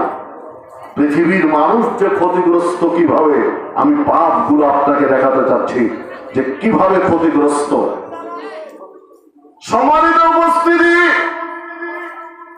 মা বাবার দেখাশোনা নাই, মা বাবার সেবা শুশ্রূষার বাড়ায় নেই। মা বাবাকে 10 টাকা 100 টাকার কিছু কিনে দিবেন, 36 বার ভাবছেন যেন বউ না দেখে। 36 বার ভাবা লাগছে বউ না দেখে। তাহলে আপনার ছেলে আপনার বউকে কিভাবে কিনে দিবে একটা ডালিম, একটা আপেল, একটা কমলা? আপনি যে মায়ের ছেলে, সেই মাকে একটা কমলা কিনে দিতে গিয়ে, একটা আপেল কিনে দিতে গিয়ে ভাবছেন যে এই জিনিস বউকে দেখানো যাবে না। তা আপনার ছেলে কেন আপনার স্ত্রীকে আপেল কমলা কিনে দিবে? পরিবেশ নষ্ট করে ফেলেছেন বউ আগে থেকে। সম্মানিত উপস্থিতি, এইভাবে যদি বিচার বিশ্লেষণ করেন, আপনার যুবতী মেয়ে স্কুলে যায়, কলেজে যায়, ভার্সিটিতে যায়, পর্দা করে না, আপনার একটু খারাপ কিছুই মনে করেন না, আর দায়ুস খুঁজে বেড়াচ্ছেন যে দায়ুস মনে হয় হিন্দু রাষ্ট্র ইন্ডিয়াতে পাওয়া যায়। আপনি যে নিজে একজন দায়ুস, এই জিনিসটা নিজেও বুঝেন না যে দায়ুস কাকে বলে। পাগল নাকি বুঝে না যে আমি পাগল, এই জিনিস ও বুঝে না। পাগল বুঝে না যে আমি পাগল। প্রসঙ্গ আসলো, ছোট্ট একটা গল্প করি। রাজশাহী বিশ্ববিদ্যালয়ে যখন পড়াশোনা করতাম, মাস্টার্সের ক্লাস নিচ্ছিলেন আমাদের একজন স্যার, ওস্তাদ প্রফেসর, নাম বলছি না, যদি স্যার আবার আলোচনা শুনেন তাহলে কেমন লাগে আর কি। তো স্যার গল্প করছেন যে রাজশাহী বিশ্ববিদ্যালয়ের কয়েকজন ওস্তাদ, কয়েকজন টিচার, প্রফেসর, ওনারা গেছেন পাবনায় পাগলা গারদ দেখতে। পাগলা গারদ কোথায়? পাবনায়। পাবনায় পাগলা গারদ দেখতে গিয়েছেন। তা আমার ওই স্যার বলছেন যে আমরা যখন গেটের কাছে দাঁড়ালাম, মোটামুটি 30-35 বছর বয়স হবে, এইরকম একজন টকবগে যুবক, সুঠাম দেহে, আমাদের দেখে ছুটে আসলো গেটের কাছে। পরনে লুঙ্গি আছে, উপরে একটা ছোট্ট গেঞ্জি পরে আছে। ছুটে এসে সালাম দিয়ে বলছে, স্যার কেমন আছেন? স্যার কেমন আছেন বলতে বলছে, স্যার আমি রাজশাহী ভার্সিটির ছাত্র, আপনি রাজশাহী বিশ্ববিদ্যালয়ের টিচার তো আপনারা। আমি বললাম যে তুমি চিনো? বলছে হ্যাঁ চিনি তো স্যার, আপনার নাম অমুক। দেখেছেন, চিনেছেন, আপনার নাম অমুক, আপনাকে তো চিনি, আপনি রাজশাহী ভার্সিটির টিচার, তো আপনারা এখানে এসেছেন, সুন্দর করে গল্প করছেন। তো স্যার বলছে যে ভাবতে পারছি না যে এইরকম একটা ছেলে কেন এই পাগলা গারদ। কি গুছিয়ে কথা বলছেন, কি গুছিয়ে কথা বলছে ওই পাগলটি। তো এই লোকটি কেন, এইরকম একটি মেধাবী ছাত্র, ভার্সিটিতে পড়া মানুষ কেন এই পাগলা গারদের মধ্যে? আমরা 3 জন আছি, 3 জন মিলে কোনোভাবে আমরা এটা মিলাতে পারছি না যে এটা কেন। ওকে জিজ্ঞাসা করলাম যে কি খবর? বলছে স্যার আমিও বুঝতে পারছি না যে আমাকে কেন এরা এখানে রেখেছে, আমি তো সুস্থ মানুষ, আমি সুস্থ মানুষ, আমি সবকিছু বুঝি, এদেরকে আমি কত নসিহত করি, অথচ আমাকে এই পাগলা গরদ থেকে বের করছে না কেন, আমি নিজেও বুঝি না। স্যার বলছেন ইতিমধ্যে একজন পাগল ছুটে আসছে। যখন অন্য পাগলগুলো দেখার জন্য আসছে, তখন এদেরকে আবার নসিহত করছে যে এরা রাজশাহী ভার্সিটির টিচার, প্রফেসর, ইনারা খুব ভদ্রভাবে আচরণ করবে দেখে। এর মধ্যে একজন পাগল ছুটে আসছে, একেবারে উলঙ্গ হয়ে, কাপড় নেই পরনে। তো এ বলছে কাপড় পরে আসো। এনারা স্যার রাজশাহী ভার্সিটির স্যার, কাপড় পরে আসো যাও। তো কথা না শুনে ওই উলঙ্গ হয়ে দৌড় দিয়ে চলে আসলো। তখন তৎক্ষণাৎ নিজের কাপড়টা খুলে বলে কাপড় পরবে দেখা কর। বুঝতে পারেননি? নিজের লুঙ্গি খুলে দিয়ে ওকে বলছে যে বেকুব, কাপড় পর যে স্যারের সাথে দেখা। মানে ও যে পাগল ও বুঝে না। এতক্ষণ ও নিজেও বলছিল যে আমাকে কেন রেখেছে এখানে, আমিও বুঝি না। মানে যে পাগল সেটাও বুঝে না। আমি আপনাকে বলতে চাচ্ছি যে আপনি যে দায়ুস, এটা আপনি বুঝেন না। আল্লাহ রাসূল সাল্লাল্লাহু আলাইহি ওয়াসাল্লাম বলেছেন, সালাসাতুন ক্বাদ হারামাল্লাহু আলাইহিল জান্নাহ, 3 শ্রেণীর মানুষ জান্নাতে যাবে। জান্নাতে যাবে না নয়, জান্নাত হারাম। 3 শ্রেণীর মানুষের জন্য জান্নাত হারাম। হারামাল্লাহু আলাইহিল জান্নাহ মানে কি? জান্নাত ওদের জন্য হারাম। 3 শ্রেণীর এক, প্রথম নম্বরে আসলো মুদমিনু খামরিন, নেশা জাতীয় দ্রব্য যারা খায়, পান করে। 3.5 হাত মাটির তলে কবর খুঁড়তে গিয়ে বিড়ি টানবেন, বিড়ি টানবেন ওখানে বসে থেকে। বিড়ি খোর তো মানুষের কাতারেই পড়ে না। বিড়ি খোরকে মানুষ বললে ভুল হবে। বিড়ি খোর বাথরুমে বসে বিড়ি টানে, তাই না? যারা বিড়ি খোর, অধিকাংশ বিড়ি খোর কোথায় বসে বিড়ি টানে? বাথরুমে বসে খায় আর পায়খানা করে। মানুষ বলেন তো দেখি, ওকে মানুষের কাতারে ফেলা যায়? খায় আর পায়খানা করে। মানে কোনটা খাবার আর কোনটা পায়খানা এইটা যার মানে পার্থক্য করার জ্ঞান নেই, ওকে মানুষ বলে কি করে? সব বিড়ি করতে পাগলা কারোতে রেখে আসে। আগে বুঝুক যেটা পায়খানা আর এটা খাবার, দুইটা দুই জায়গার জিনিস। এটা আগে বুঝুক, তারপরে নিয়ে আসেন সবার। আমি বুঝালাম, আপনি আমাকে কি করে বুঝাবেন? সবারই তো উপস্থিতি। যে কথা বলছিলাম, নেশাজাতীয় দ্রব্য খায় পান করে এদের জন্য জান্নাত হারাম। দুই, আকলে ওয়ালিদাই, পিতামাতার অবাধ্য সন্তানের জন্য জান্নাত হারাম। পিতামাতার অবাধ্য হবেন এটা অসম্ভব। স্ত্রীর কারণে যদি পিতামাতা থেকে দূরে সরে যেতে হয়, তাহলে স্ত্রীকে বোঝাতে হবে 1 দিন 2 দিন 3 দিন 4 দিন 5 দিন 1 বছর 2 বছর 3 বছর একটা লম্বা প্ল্যান নিয়ে, যে এতদিনের মধ্যে আমি বুঝিয়ে তাকে ঠিক করে দেব। আপনি প্ল্যান নিয়ে বুঝান। যদি ব্যর্থ হন তাহলে আপনি লাস্ট স্টেজে চলে যান, যে চৌকাঠ পরিবর্তন। বাবা মাকে পরিবর্তন করার সুযোগ নেই। সুযোগ আছে কি? বাবা মাকে পরিবর্তন করার সুযোগ থাকবে না, বাবা মাকে পরিবর্তন করা একটা বাবা মা দিতেন, কিন্তু এই সুযোগ তো নেই। তাহলে পরিবর্তন হবে কোন দিক থেকে? নিচের দিক থেকে, যেটা পরিবর্তন করার সুযোগ আছে। রাসূল সাল্লাল্লাহু আলাইহি ওয়াসাল্লাম এই জায়গায় কোনোদিন ছাড়তেন, বাবা মার বিষয়ে ছাড় দেননি। ইবনে ওমর রাদিয়াল্লাহু আনহু, ওমর রাদিয়াল্লাহু আনহু ছেলে, উনি আল্লাহ রাসূল সাল্লাল্লাহু আলাইহি ওয়াসাল্লামের কাছে একদিন একটা বিষয় নিয়ে আসলেন। মানে অভিযোগটা হলো, ইবনে ওমর রাদিয়াল্লাহু আনহুকে রাসূল ডেকে পাঠালেন, যে বললেন যে ইবনে ওমর, আব্দুল্লাহ নাম, আব্দুল্লাহ কি খবর? তো বলছেন যে আমার স্ত্রীকে আমি খুব ভালোবাসি। এখন আমার বাবা বলছেন তোমার স্ত্রীকে তালাক দাও। আমার বাবা বলছেন তোমার স্ত্রীকে তালাক দাও, অথচ আমি ওকে ভালোবাসি। আপনি উমর রাদিয়াল্লাহু অভিযোগ হলো যে আমি ওকে বলছিও আমার কথা শোনে না। ব্যক্তিগুলোকে আপনি বুঝতে পারছেন তো? ব্যক্তিগুলোকে আল্লাহ রাসূল সাল্লাল্লাহু আলাইহি ওয়াসাল্লাম ইবনে ওমরকে বললেন যে ইবনে ওমর, তুমি তালাক দিয়ে দাও, তোমার আব্বা বলেছেন তুমি তালাক দিয়ে দাও। তালাক দিয়ে দিলেন। হয়তোবা এমন কোনো কিছু দেখেছিলেন ওমর রাদিয়াল্লাহু আনহু যেটা মেনে নিতে পারেননি, যেটা ওনার জন্য বা ওই ওনার পরিবারের মেয়েদের জন্য যেটা শোভনীয় নয়। ওমর রাদিয়াল্লাহু আনহু সম্পর্কে আল্লাহ রাসূল সাল্লাল্লাহু আলাইহি ওয়াসাল্লাম বলছেন, একদিন স্বপ্নের বর্ণনা দিচ্ছেন, ফজরের পরে বর্ণনা দিতে গিয়ে বলছেন যে আমি দেখলাম তোমাদের পোশাক দেখছি, স্বপ্নে দেখছি অমুকের পোশাক এইরকম, অমুকের পোশাক এইরকম, মানে অমুকের নাম ধরে ধরে বলছেন, অমুকের পোশাক দেখলাম এই পর্যন্ত, অমুকের পোশাক দেখলাম এই পর্যন্ত, অমুকের পোশাক দেখলাম হাঁটু পর্যন্ত, অমুকের পোশাক দেখলাম মানে শাক পর্যন্ত, অমুকের পোশাক দেখলাম চাকনু ছুঁই ছুঁই, আর উমারের পোশাক দেখলাম মাটি ছেঁচড়িয়ে যাচ্ছে, একেবারে মাটি ছেঁচড়িয়ে যাচ্ছে।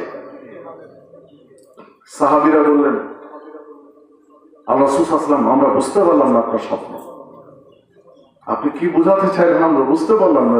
যে কাপড়, কার কত বড় কাপড়, উমারের কাপড় একদম মাটি ছেঁচড়ি, এটা কি আমরা বুঝলাম না। তখন আল্লাহ রাসূল সাল্লাল্লাহু আলাইহি ওয়াসাল্লাম বললেন যে এটা হলো জ্ঞান, এটা হলো জ্ঞান। তোমাদের মধ্যে উমারের জ্ঞানটা হলো এইরকম, মানে সাহাবীদের মধ্যে বিচক্ষণ দূরদর্শী কে ছিলেন? ওমর রাদিয়াল্লাহু আনহু। বেশ কয়েকটা সিদ্ধান্ত আল্লাহ রাসূল সাল্লাল্লাহু আলাইহি ওয়াসাল্লাম একটা ভেবেছেন, ওমর রাদিয়াল্লাহু আনহু আরেকটা বলেছেন যে না এইটা নয়, এইটা করলে ভালো হবে। আল্লাহ রাসূল সাল্লাল্লাহু আলাইহি ওয়াসাল্লাম বলেছেন এইটা করলে ভালো হয়, আর উমর বলেছেন এইটা করলে ভালো হয়। তো রাসূল যেটা বলেছেন সেটা সিদ্ধান্ত নিয়েছেন, পরে আল্লাহ আয়াত নাযিল করে উমরেরটাকে সাব্যস্ত করেছেন যে না ওটা বাদ, এটা করো। তার মধ্যে পর্দা একটা, পর্দার বিষয় একটা পর্যায়ে আছে। বন্দীদের সিদ্ধান্ত কি হবে? মুসলিম সৈন্যরা মুসলিম বন্দী নিয়ে এসেছে ধরে, অমুসলিম সৈন্য ধরে নিয়ে এসেছে, বন্দির ফয়সালা কি হবে? সাহাবীদেরকে নিয়ে বসেছেন আবু বকর, ওসমান, আরো বড় বড় সাহাবী রাদিয়াল্লাহু আনহুম ফয়সালা দিলেন যে ঠিক আছে, এদেরকে হত্যা করেন না, এদেরকে দিয়াত দেন, অর্থ নিয়ে ছেড়ে দেন। আমাদের অর্থের দরকার আছে, আমরা নতুন মুসলিম, আমাদের টাকা পয়সার অভাব আছে, টাকা নিয়ে ছেড়ে দেন। শত্রু বাড়ানোর দরকার নেই, কারণ এদেরকে যদি মারতে যান তাহলে এদের পরিবার আরো শত্রু হয়ে যাবে। ওমর রাদিয়াল্লাহু আনহু বলছেন যে না, আল্লাহ রাসূল সাল্লাল্লাহু আলাইহি ওয়াসাল্লাম এদেরকে মেরে ফেলে দেন, এদেরকে হত্যা করেন। কারণ এদেরকে যদি 70 জন বন্দী ছিল ওদের যুদ্ধে, এদেরকে যদি ছেড়ে দেন তাহলে আগামী বছর যদি আবার যুদ্ধ হয় তো এই 70 জনকে ঠেকানোর জন্য মুসলিম 70 জন সৈন্য লাগবে। মানে এই 70 জন ডিফেন্সের জন্য অন্তত আরো 70 জন মুসলিম লাগবে। মানে 70 জন মুসলিমকে এরা কি করবে? ব্যস্ত রাখবে। আর এই 70 জনকে যদি মেরে দেন তাহলে 70টা তরবারি কমে গেল। মুসলিমদের 70 জন নতুন আর 70 জনের মোকাবেলা করবে, এই ঝামেলা কমে গেল। আল্লাহ রাসূল সাল্লাল্লাহু আলাইহি ওয়াসাল্লাম অন্য সাহাবীদের ফয়সালায় নিলেন, ক্ষতিপূরণ দিয়ে অর্থের মাধ্যমে ছেড়ে দিলেন। আল্লাহ আয়াত নাজিল করে জানিয়ে দিলেন যে না, যুদ্ধবন্দির বিধান হলো হত্যা, মৃত্যুদণ্ড দিতে হবে। কার ফয়সালা আসুন তাহলে? ওমর রাদিয়াল্লাহু আনহু। এরকম বেশ কয়েকটা ঘটনা আছে, একটা দুটা রয়েছে, সেদিকে রাত হারিয়ে যাচ্ছে, ওদিকে যেতে চাচ্ছি না। তো যে কথা বলছিলাম, ওমর রাদিয়াল্লাহু আনহু দূরদর্শী সাহাবী, কিছু দেখেছিলেন, এমন কিছু কি ঘটেছিল যার কারণে তালাক দিতে বলেছিলেন। ছেলে তালাক দিতে চাননি, আল্লাহ রাসূল সাল্লাল্লাহু আলাইহি ওয়াসাল্লাম ডেকে বললেন যে তোমার বাবার কথা মেনে নাও। তাহলে চৌকাট পরিবর্তন হয় কিন্তু বাবা মা পরিবর্তন হয় না। বাবা মা পরিবর্তন হয় না, প্রয়োজনে স্ত্রী পরিবর্তন হয়ে যায়। আবার মা বোনেরা আমার উপর রাগ করিয়েন না যে আপনাদের সংসার ভাঙতে এসেছে। জি না, আপনারা তো আশ্চর্য ধরনের মানুষ। কি আপনি যৌবনকালে স্বামীর বাড়ি এসে ছেলেটাকে বারবার ভুল বুঝাচ্ছেন যে বাপের সংসারে এত লম্বা লেন্দি ঝামেলা পাকানোর কি দরকার, তুমি আলাদা হয়ে যাও, আলাদা সংসার, ছোট্ট সংসার, আরাম করে খাবো আমরা, এত ঝামেলা কিসের দরকার? বোন আসতেছে, তোমার ভাই আছে, বাপ আছে, মা আছে, বাগনা ভাগ্নি, কত ঝামেলা টানার কি দরকার? আলাদা হয়ে যাও, আমরা দুইজন, আর সুখী সংসার, দুটি সন্তানের বেশি নয়, একটি হলে ভালো হয়, না হলে আরো ভালো, ঝামেলাই নাই। তাহলে ইহুদির সাথে মুসলিমের বন্দি বিনিময়? জি, ইহুদির সাথে মুসলিমের বন্দি বিনিময়? জি না, বন্দি বিনিময় এটা প্রথম দিকে ছিল, শেষে নেই, শেষে সরাসরি মৃত্যুদণ্ড। প্রথম দিকে এগুলো কিছু সিস্টেম ছিল, পরের দিকে আর কোনো বন্দি বিনিময় হয়নি, সরাসরি মৃত্যুদণ্ড। যে কথা বলছিলাম যে দেখুন, মা বাবার বিষয়টি অন্যভাবে ইসলাম মূল্যায়ন করেছে। মা বাবার সাথে দুর্ব্যবহার করার সুযোগ নেই, যদি করে জান্নাত হারাম হয়ে যায়। 3, যেটা বোঝানোর জন্য আমি হাদিসটি পেশ করেছিলাম, সেটা হচ্ছে দায়ুস আল্লাযী তুরু ফি আহলিল খাবাস, যে পরিবারের অভিভাবক পুরুষ তার অধীনস্থ নারীদেরকে বেপরদায় থাকার সুযোগ দেয়, এই লোকটি হচ্ছে দায়ুস, এর জন্য জান্নাত হারাম। এবার আপনি আপনার গ্রামে খুঁজেন তো দেখি, লোম বাস্তে কম্বল সাফ হয়ে যাবে, কয়জনকে পাওয়া যায় যে পরিবারের নারীদেরকে পর্দায় রাখার চেষ্টা করে?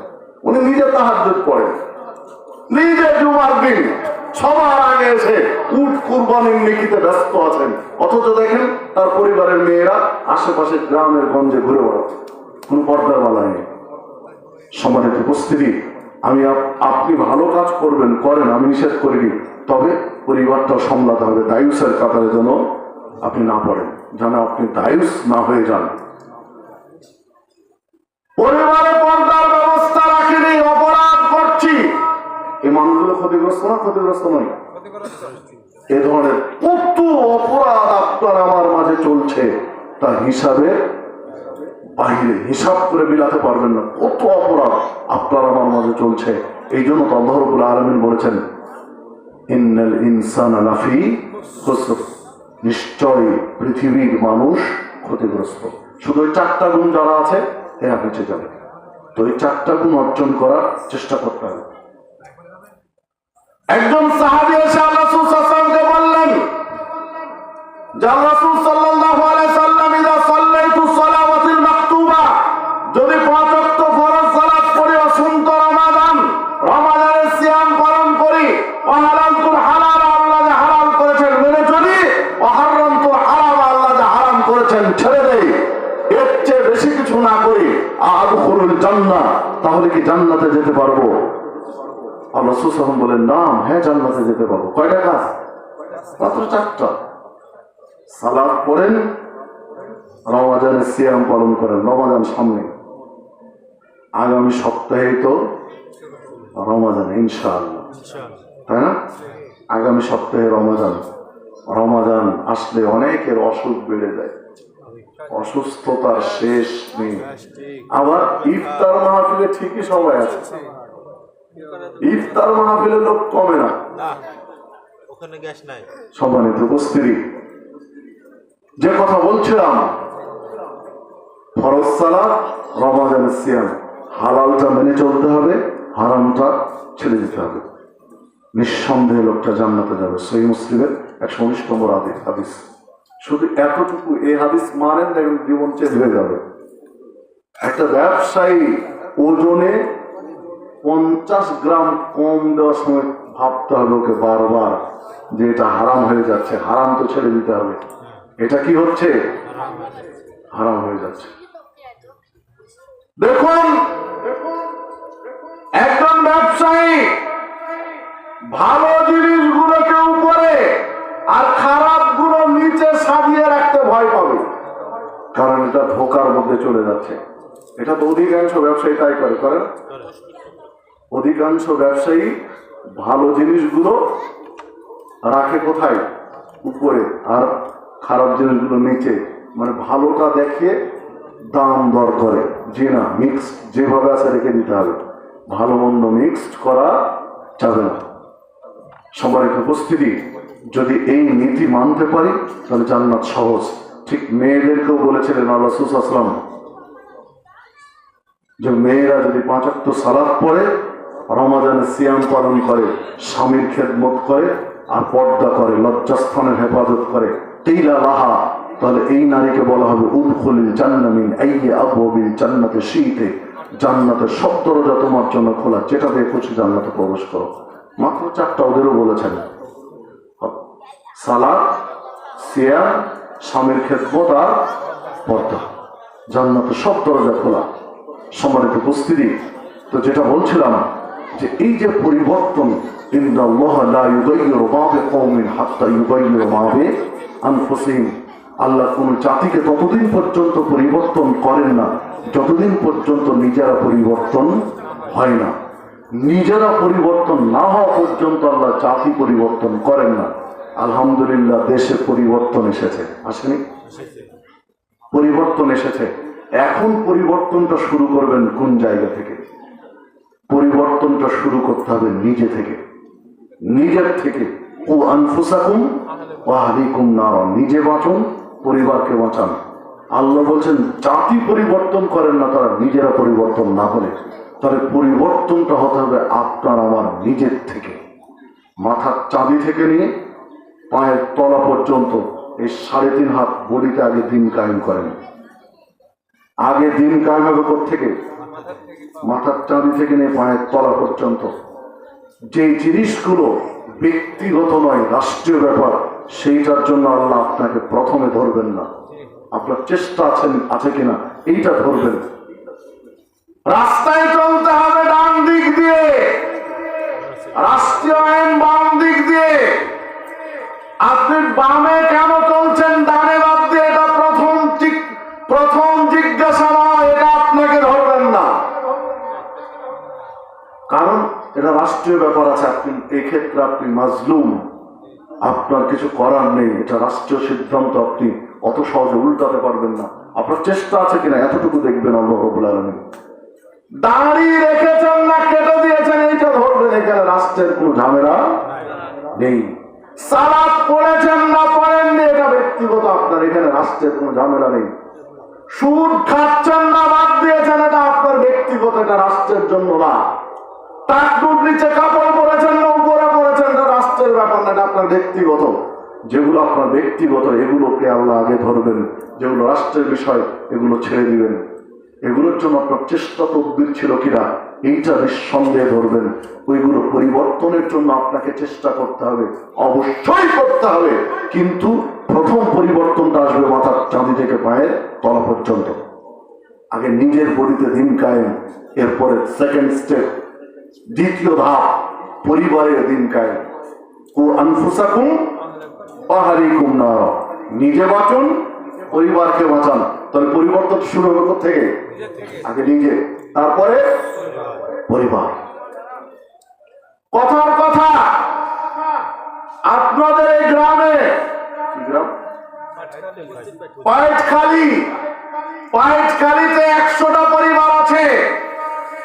100টা পরিবারের 50টা পরিবার যদি পরিবর্তন হয়ে যায়, নিজে এবং পরিবার পরিবর্তন হয়ে যায়, পাইটখালীর চেহারা চেঞ্জ হয়ে যাবে। কারণ অপরাধীদের কলিজা সবসময় কাঁপে, চোরের মন পুলিশ পুলিশ, এটা সবাই বলে। চোর ধরে নেন অন্য একটা অপরাধীকে ধরতে এসেছে, আর ওই গ্রামে ওই দিনই চুরি হয়েছে, আর চোরও 5জন 10জন লোক দাঁড়িয়ে আছে, তার মধ্যে চোরও দাঁড়িয়ে আছে। পুলিশ শুধু জিজ্ঞাসা করার জন্য যাচ্ছে, দেখেন চোর দোষ দিবে। চোর ভাববে যে আজকে চুরি হয়েছে আর আজকে পুলিশ মনে হয় আমাকে খুঁজতে এসেছে, কিন্তু পুলিশ আসলে এসেছে অন্য অপরাধী ধরতে। তাহলে একটা গ্রামের মানুষ বেশিরভাগ বা কিছু মানুষ যদি পুরোপুরি চেঞ্জ হয়ে যায়, তাহলে অপরাধী হিসাব করবে, কারণ অপরাধী তো অপরাধী, তার মনের মধ্যে ভয় আছে। সম্মানিত উপস্থিতি, প্রথমত ব্যক্তি, তারপরে পরিবার, তারপরে সমাজ, তারপরে রাষ্ট্র। স্টেপ বাই স্টেপ, আগে রাষ্ট্র, তারপরে সমাজ, তারপরে ব্যক্তি, পরিবার, তারপরে ব্যক্তি নয়। নবী মুহাম্মদ সাল্লাল্লাহু আলাইহি ওয়াসাল্লাম সাহাবায়ে কেরামের জীবন ইতিহাস দেখেন, আগে ব্যক্তি, পরিবার, সমাজ, রাষ্ট্র। কিন্তু আমাদের চিন্তাটা একটু চেঞ্জ হয়ে গেছে, আগে রাষ্ট্র থেকে আমরা আসার চিন্তা করছি, কিন্তু শুরু হবে ব্যক্তি থেকে। আল্লাহ রাব্বুল আলামিন আমাদের সেই তৌফিক দান করুন, আল্লাহ রাব্বুল আলামিন আমাদের বোঝার তৌফিক দান করুন। সম্মানিত উপস্থিতি, যে কথা বলছিলাম যে আসুন এই মরীচিকা পৃথিবীর মায়া আপনাকে আমাকে ছাড়তেই হবে, কোন উপায় নেই। অর্থ মানুষকে বাঁচাতে পারে না, টাকা পয়সা মানুষকে বাঁচাতে পারে না, ক্ষমতাও মানুষকে বাঁচাতে পারে না। এগুলোর জন্য তো 5ই আগস্টই যথেষ্ট উদাহরণ, আর নতুন করে উদাহরণ লাগবে না। কারণ বহু ক্ষমতাধর ব্যক্তি যাদের ইশারায় 20-50টা লাশ পড়া কোনো ব্যাপার ছিল না। অর্থ যেমন ছিল, ক্ষমতাও তেমন ছিল। অনেক অর্থবিত্ত, হাজার হাজার কোটি টাকার মালিক পালায় কুল পায়নি, হয়নি? তাহলে অর্থ বাঁচাতে পারে মানুষকে? মানুষের অপরাধ থেকে অর্থ বাঁচাতে পারে? জি না, ক্ষমতা বাঁচাতে পারে না। আরে ভাই, দুনিয়াতে এটা তো উদাহরণ, দুনিয়াতে পারেনি তো বিচারে অনেক থেকে হবে। দুনিয়াতে এটা সম্ভব হয়নি, অর্থ দেওয়া হয়নি, ক্ষমতা দেওয়া হয়নি। করোনার সময় ইতিহাস দেখেন, হাজার হাজার কোটি টাকার মালিক করোনায় সামান্য একটা অসুখে আক্রান্ত হয়ে কোনো লাভ হয়নি, দুনিয়া থেকে চলে যেতে হয়েছে, হয়নি? তাহলে অর্থ মানুষকে বাঁচাতে পারবে না, ক্ষমতাও বাঁচাতে পারবে না। বাঁচতে হলে কয়টা লাগবে? 4টা। ঈমান, আমলে সালেহ, হকের দাওয়াত, ধৈর্য। আর এই হাদিস যদি হয় সালাত, সিয়াম, হালাল মেনে চলা, হারাম ছেড়ে দাও। আর ঈমানটা তো মুসলিম বলে তো ঈমান আসবে। ইয়া আইয়ুহাল্লাযীনা আমানু তাকুল্লাহ, আল্লাহকে, হে ঈমানদারগণ আল্লাহকে ভয় করো। ওয়াকুনু মা'আস সাদিকিন, সত্যবাদীদের সাথে চলো। বন্ধু হিসেবে কাদেরকে গ্রহণ করবেন? সত্যবাদীদেরকে, সঠিকদেরকে। মদখোর, গাঁজাখোর, বিড়িখোর এদেরকে বন্ধু হিসেবে গ্রহণ করবেন? জি না, এটা ইসলাম বলে না। সত্যবাদীদেরকে বন্ধু হিসেবে গ্রহণ করতে হবে। মুসলিম না হয়ে, প্রকৃত মুসলিম না হয়ে, আত্মসমর্পণকারী না হয়ে আমরা মৃত্যুবরণ করতে নিষেধ করেছেন। তা আসুন আমরা প্রকৃত মুসলিম হয়ে আত্মসমর্পণকারী হয়ে এই পৃথিবী থেকে বিদায় নেওয়ার প্রস্তুতি গ্রহণ করি। আল্লাহ রাব্বুল আলামিন আমাদের সেই তৌফিক দান করুন। আল্লাহ রাব্বুল আলামিন আমাদেরকে ইসলামটা প্রকৃত রূপে বোঝার তৌফিক দান করুন। ইসলাম মেনে জীবন যাপন করার তৌফিক দান করুন। আল্লাহ রাব্বুল আলামিন আমাদেরকে সঠিক বুঝ দান করুন। আল্লাহ রাব্বুল আলামিনের কাছে প্রার্থনা দেন, আল্লাহ তুমি আমাদের এই ছোট্ট ভূখণ্ডটি, বাংলাদেশ নামক আমাদের এই প্রিয় ভূখণ্ডটি দেশি এবং বিদেশি সকল প্রকারের ষড়যন্ত্র থেকে আল্লাহ তুমি রক্ষা করো। সকল প্রকারের ষড়যন্ত্র থেকে আল্লাহ তুমি হেফাজত করো। যারা ষড়যন্ত্র করছে দেশের বিরুদ্ধে, ইসলামের বিরুদ্ধে, আল্লাহ তুমি তাদেরকে হেদায়েত দান করো। যদি তাদের কপালে হেদায়েত না থাকে তাহলে তুমি তাদের ফয়সালা করো। তবে আমাদের এই দেশকে, আমাদের এই ভূখণ্ডকে আল্লাহ তুমি ইসলামের জন্য কবুল করে নাও। আগামী দিনে বাংলাদেশ যেন হয় মুসলিমদের বাংলাদেশ। আগামী দিনে বাংলাদেশে যেন ইসলামের পতাকা পথ করে উড়ে আল্লাহ তুমি সেই পরিবেশ করে দাও। আল্লাহ রাব্বুল আলামিনের কাছে তৌফিক চাই যে আল্লাহ যারা অপরাধ করছে আল্লাহ তুমি তাদেরকে হেদায়েত দাও, সঠিক বুঝদান করো। ইতিমধ্যে বেশ কিছু ছোট ছোট অপরাধ দৃশ্যমান কয়েকদিন থেকে, যা আতঙ্কিত হওয়ার মতো বেশ কয়েকদিনের মধ্যে ঘটে গেছে। আল্লাহ রাব্বুল আলামিন এইরকম পরিস্থিতি থেকে আমাদেরকে হেফাজত করুন। ঢাকাতে বাসে উঠে রাজশাহী আসতে আসতে যদি একজন বোন ধর্ষিত হন গাড়িতে ডাকাতের দ্বারা, তাহলে আর ইজ্জত থাকে? আল্লাহ রাব্বুল আলামিন হেফাজত করুন। এই পরিস্থিতি থেকে আমাদের উত্তরণ ঘটান। আল্লাহ রাব্বুল আলামিনের কাছে প্রার্থনা যেন, আল্লাহ আমরা তোমার রহমতের ভিখারি। তোমার দেওয়ার অনেক জায়গা আছে। বাংলাদেশের মানুষকে যদি তুমি রহমত না দাও তাহলে পৃথিবীতে আর অনেক রাষ্ট্র আছে যাদেরকে তুমি তোমার রহমত দিয়ে ধন্য করতে পারবে। তোমার দেওয়ার জায়গার শেষ নেই, কিন্তু মাবুদ আমাদের চাওয়ার জায়গা আর নেই। তুমি যদি না দাও তো তোমাকে বাদ দিয়ে আর এক জায়গায় চাইবো, এই সুযোগ আমাদের নেই। চাওয়ার জায়গা একমাত্র তুমি। তোমার দেওয়ার জায়গার অভাব নেই, কিন্তু আমাদের চাওয়ার জায়গার অভাব একটাই, সেটা হচ্ছে তুমি।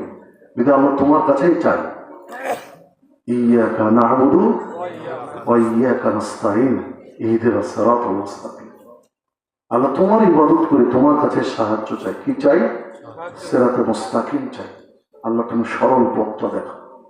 জান্নাতের পথের পথিক হিসাবে আল্লাহ তুমি আমাদেরকে কবুল করে দাও। আমরা মানুষ, ভুলের ঊর্ধ্বে নয়।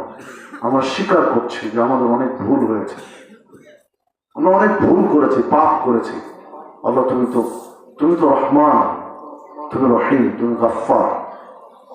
তোমার রহমত কামনা করছে আল্লাহ, তুমি তোমার দয়া দিয়ে আমাদের পাপগুলো ক্ষমা করে দিও। আল্লাহ তুমি আমাদের জান্নাতি ব্যক্তিদের কাতারে শামিল করে নিও। আল্লাহ তুমি আমাদেরকে সিরাতে মুস্তাকিমের পথিক হিসাবে কবুল করে নিও। আমাদের মা বোনদেরকে আয়েশা রাদিয়াল্লাহু আনহা, ফাতেমা রাদিয়াল্লাহু আনহা, আসিয়া, মারিয়াম আলাইহিস সালাম, খাদিজাতুল কুবরা রাদিয়াল্লাহু আনহার মতো প্রথম শ্রেণীর নারীদের কাতারে শামিল করে নিন। আল্লাহ রাব্বুল আলামিনের কাছে প্রার্থনা জানা, আল্লাহ তুমি আগামী দিনে আমাদের এমন শাসক দিও যে শাসকের মাধ্যমে প্রকৃত ইসলামটা আমরা আমাদের দেশে মেনে চলতে পারব। আল্লাহ তোমার কাছে প্রার্থনা জানাই যে অন্তত নারী নেতৃত্ব থেকে আল্লাহ তুমি আমাদেরকে হেফাজত করো, যে এটা যেন আমাদের ভাগ্যার না আসে। আল্লাহ রাব্বুল আলামিন আপনারা আমার সকলকে কোরআন এবং সুন্নাহর পথে কবুল করে নিন। যারা এই মাহফিলের আয়োজন করেছেন, সময়, শ্রম, মেধা, অর্থ দিয়েছেন, সকলের জন্য এই মাহফিলকে কবুল করে নিন।